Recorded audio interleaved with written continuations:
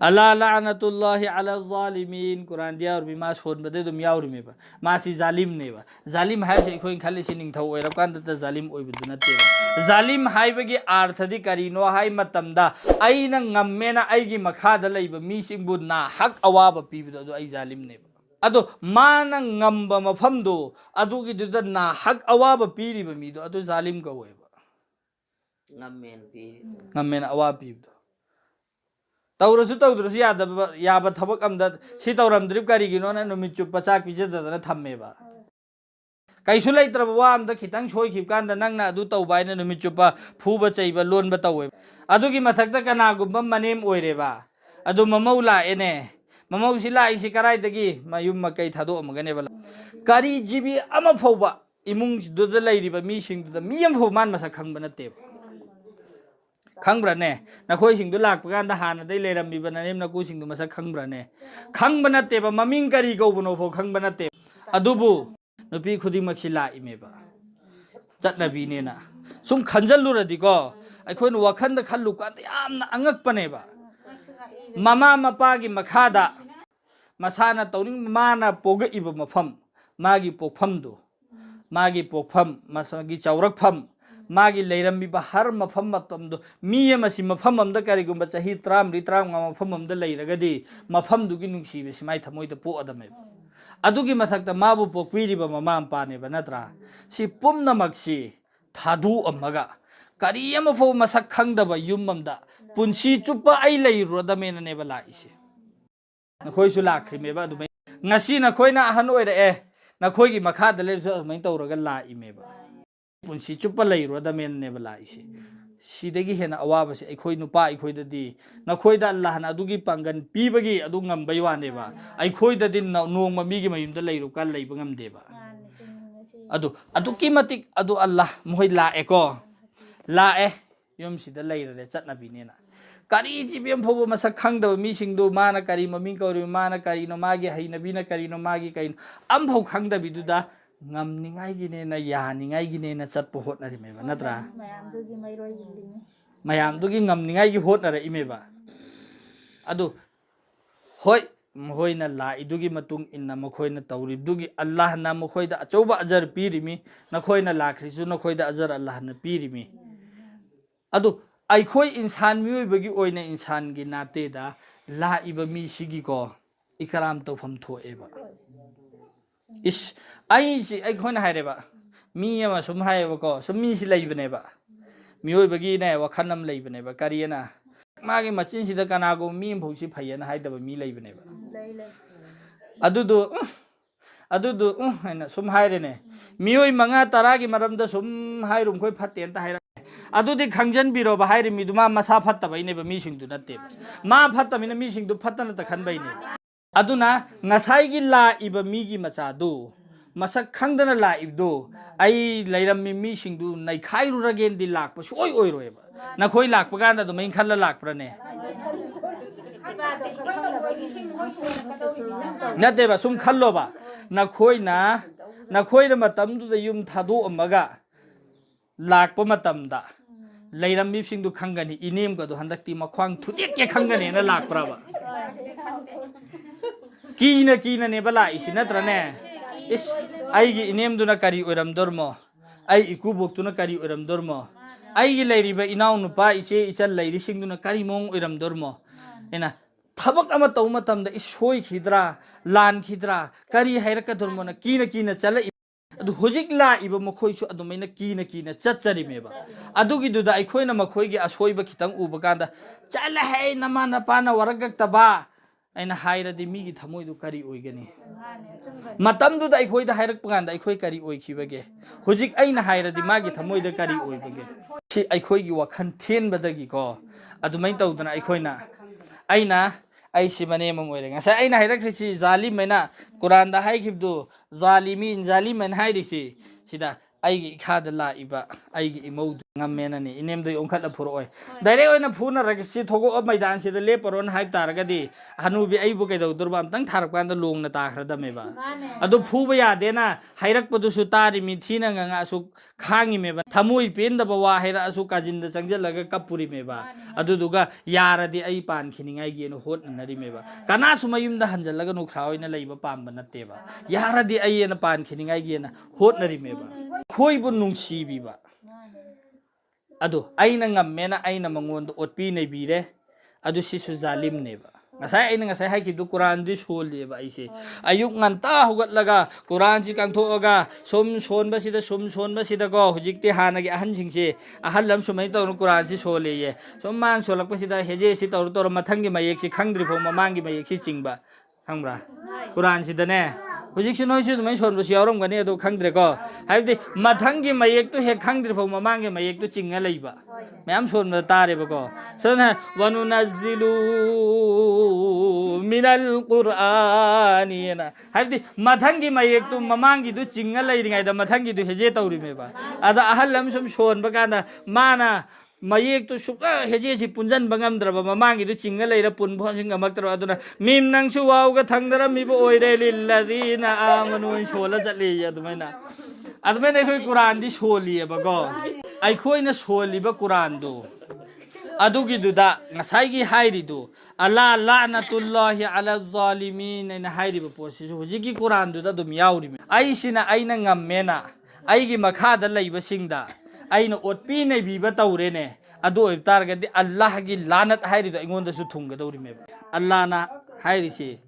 tum nakhoi zamin wala zamin da lairiba mi sing sida nakhoi na ngamba nakhoi gi ma ta hatta lairib sing sida nakhoi na raham tauba nungsibiba targadi asman wala haibadi Allah na su nakhoi bu nungsibigani hairi ba Allah gi rasul haira mi ko nakhoi na ngamba mi sing bu nungsibirabadi Allah na su nakhoi bu nungsibigani sige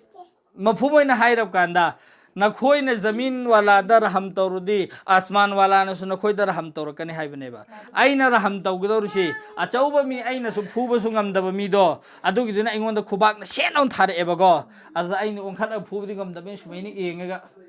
phubi roi ge da aina khalleba adu raham tawba go bro aina ngam su ngamdabduda aina angamba mi ngamdaba mi emna ingonda phura eba na haktan khanseba shelon thare ebago Tarak pasida ay na ongkatla purub dingam dabi na ay nang raham taw birimi ena haibdo aduna teba raham taw bhar ay nang ngamme ba ay ngonda selaw thar eba go ongkatla ga ay thajan mangam mi phubo ngamme ba adu ay nang ngam na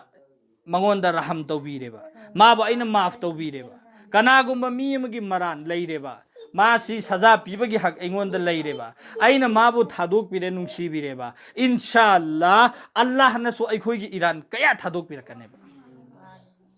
aina aigi ngamba misingi maran macha si phara ga makhoiga khokuru khulauna dra adum leyeba aisi aigi hainabi oireba hayeng Allah na so aigi maran macha singsi phara ga ingonda awa piganeba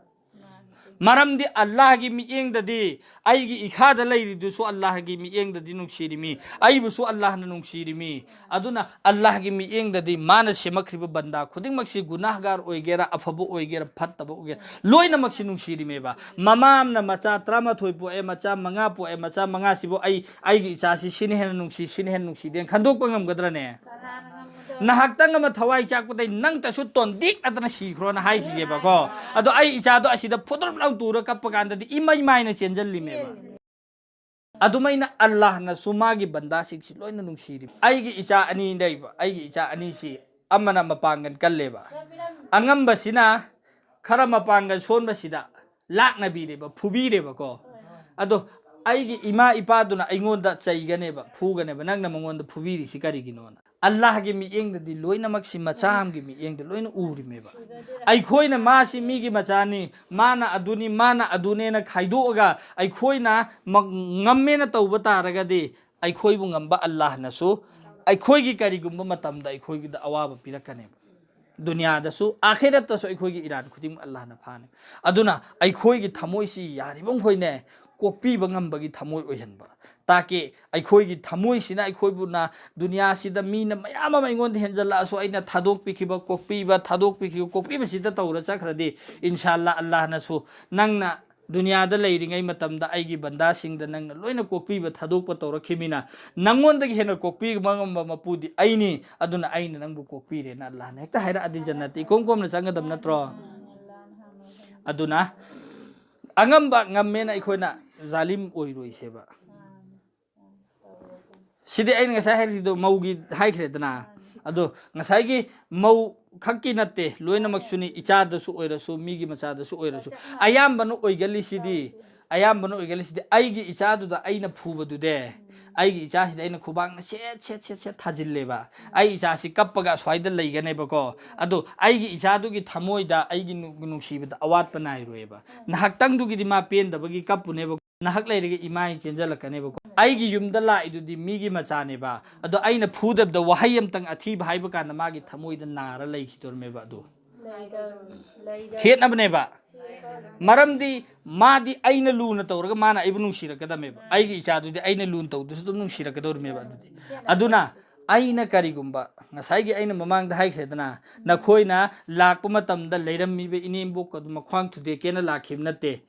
इमai makamaina oirudormona khallaga kina lakhrimeba nakhoigi makhada laidusu adumaina kina laimebako aduda aikoina mohoisi maram heli natraga aikoina adu tawen haib taragadi helakpasu yaweba taurakpasu yawebako karigino yawra ise khoi khandeba man hela isi karigino khoi khandeba ai ngasai haikriduneba ngasai miyamna masu fatte to tum hairde हाइरी मिदुमा फत्तब इनि मियम खुइदु फत्रिदोना अदुमै तौदना Aisin हेक फना काइगुम्बा तौबा तारबा इंशाल्लाह मानसु सोय सोयदना फना तौरकनेबा फरक्तब याबा होंगदेबा मियोइबनेबा माना ngasai ai thudi uragena khallaga lakhiba makti natamina aigi fabadu uba kanda issaina hairga mana hena fajalakadameba ado aina som haklaita waida leirebako adu oiba taragadi aina som toina waijalla ade usilla aroiba adu daidi hanubi amta lolaron taning dresse som chogot ta lolena hairak bahongneyeba aigi wadu mamal leitribeba mamal leihandrisi kanana no aina neba zalim oiroisi aduga mazlum gi dwadagi ekhoi hingaga leigidami aduga sidan hujik zalim oibagi haikredra aduga amana mazlum hairisina kana jiske upar zalim taukraba bidu zulma taukrabdu samna hairap kanda aina ngamena lakna rebako mandi upai leitabena kajinda kappeba mido aduduna makhut thangatabida magi thamoida khalliba potto allah na khwaidagi hana lawjalle mazlum gi dwa yatim gi dwa ani sidagi ngakna chatlu hairime ba allah ki rasul kina chatlu lapna layu sidagi hairibe ba mazlum gi badwa amasung yatim gi badwa ani sidagi di yari bong khoi lapna layu sine ba hairisi karigino hai matam da makhoi gi dua sigi marakta allah na apan ba ama fobo leite ba direct allah na kabul tawe ba makhoina yatim ga sidi makhoina makhut thangalak tringai da allah na hana mohoi dua kabul tawrime ba adumai tawdan mazlum oiriba jo lakna bi iba lakna bi khraba mi do adugi dusu makhut thangatringai da allah na makhoi gi dua kabul tawrimeba aduna ani sitagi lapna layu harsi karino hayb kana makhoi da otpi nei biganu haybani da ittabi'u ma unzila ilaykum min rabbikum wa la tattabi'u min dunihi awliya nakhoi pum namak mapu mahakna thabirak khiba quran adugi matung illu amasung Allah bu thaduk laga atoppa singi matung illuganu Allah nani hairisi ittabi'u ma unzila ilaykum min rabbikum wala tattabi'u min dunihi awliya nakhoi pum namak mapu mahakna thabirakhiba kari Quran adugi matung illu amasung Allah bu thaduk laga atoppa singi matung illuganu wafam asimakni maru oiba takpi tambiriba amasung sandok naba ibungo Rasulullah sallallahu alaihi wasallam da yathang pibi khiba Allah na pi yathang pirakrisu Allah ki Rasul da asimak neba Allah na tana atopa gi matung inganu Allah gi matung illu hairise adu Eikhoidi Musalman gi yumda pokpani na Eikhoi Musalman ni afongba achauba shirka de Eikhoidagi oiroi tawbutabo shirka hairiba posi ani thoi achauba haiba macha haiba macha da de Eikhoi khuding mak loina challaga layaba shirka macha singse adugi marungda khwaidagi amoina hujik pura chatna khraba Eikhoi thamodi lauthokpa ngamdraba gari tandradi karai de chadori mo haiba se si achauba oi khrameba se Allah na di pira imi tawbutabu tandradi karai de chagani sine bahar siko amarom da hairga su chummi abo wafamsidi tawbutabu chummi bo wafamsi aigi wakhanda khajikdang thaina bakanda shirka changadurme potugi thajabadu aigi thamoida leihandaba tangadami tawbutabu aina talisina ai phangba natte aina talisina phangba natte sidi Allah na taw haibagi tawbani pibadi Allah na pigadurme tandi tangadami pibadi Allah na pigdami aina talisina ai phangba natte haibdu sigi thajabdu thamoida lehanba tandadi karai di chadarmo aina tala udradi charoi haibagi wakhanneba aina tala udrasu aingonda taningbagi apamba po halisi so Allah na neba adu aina tala udrasu aigi chinjakte Allah na dum watloi ai sina dunya da laktringai da aigi chinjak han thara ime si aina haibna tarun hoi sumyam uram natro angang si dunya da laktringai da hana moi rijak hana laktro laktabra ba la ine angang laktringai da rijak hana laktro adudi Eikhoina dunya da laktringai da aigi chinjak hana lana dunya thara khrame habsida Eikhoi karigi no ba yaningdrisi adudi Eikhoina karigi no ba chinjak ki damaktane na oida padam ngangdal koi chen na hotna dorusi hotna rim khoi talibam khoi si paisa pairi me hardinga sigi hotna rim mayam singsi amta loin pairoidrane hotna da misu ekta pairi hotna misu mayam paide sidi aigi laibakta tamkhiba aigina phanggadaba potudi soidana phanggadaba leire aina afattaba oire aranba lambidagi phanghangani Allah na aina afaba oire araiba mafamdagi Allah na phanghangani aigi rijak Allah na aigi songanda aigi sumang matonda thamba rijak si aina Allah gi haibi indadana aina talaga phanggadame hardi Allah na kamdang taningabra yamna taloina patonda lesang themda thamudormeba aduga thiro na thendormeba sumang matonda ilai lojan biya poto aina tandri karai de chador mo na haib tar de Allah na talo adu den lai sang them thamba lo jat halli me ba khong ga chatlo adu sona natro adu di Allah na pigada mi hairaga aigi schedule da Allah gi ibadat sing sina mamang da thamba Eikhoina tawri si de aigi thabuk adu gi thabuk tu dagi lem thrakpo du da aigi Allah gi ibadat ne ba in thammi si aigi thabuk tu dagi lem thrakpo du ne ba Allah gi ibadat ki oihalli si Allah gi ibadat tagi lemak matam do aigi thabuk oihallo aigi thabuk ki matam khaidok matam da namaz matam mangani namaz matam mangasi ai karam matam da namaz hongani aina sigi matam da sigi namaz matam oiramina sigi thabuk si namaz matung da namaz nu mang da thamu inkhon thokre adudagi issi loi jalamdradi yara roi imai manumi su tajalak dawre ana hairaga ngasai gi asar gi namaz to gaib to thokre asar gi namaz gaib to thokre magrib azal law fa inkhon da leire johor matung dei thokhib dora ado aigi thabuk tu gi makha polhan bana natraba